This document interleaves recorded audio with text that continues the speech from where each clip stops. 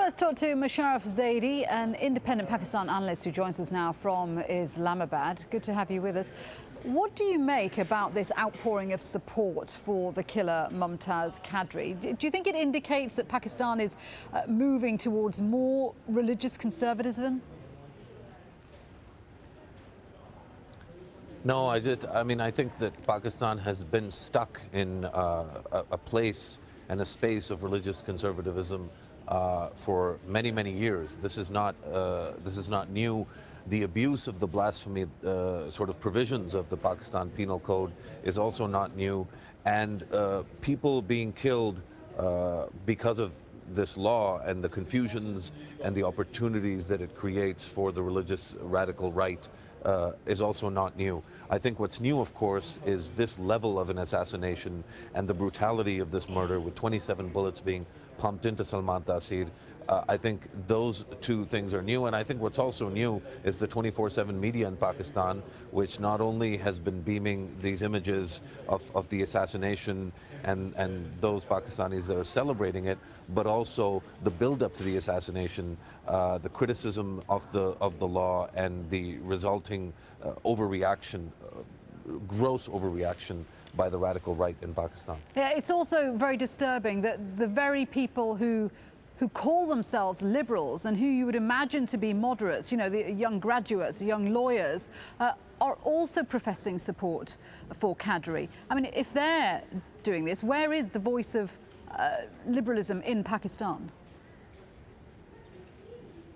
Well, I believe that the voice, the liberal voice, and more importantly, because liberal and secular and these kinds of words have become, they've become hair trigger terms in Pakistani politics.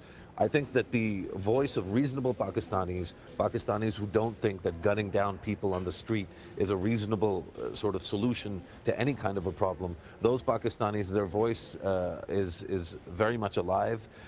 Just 2 days ago, citizens came together in Karachi to file criminal charges against an imam who had been preaching violence against another lawmaker who wanted to look at the options available for amendments to this law.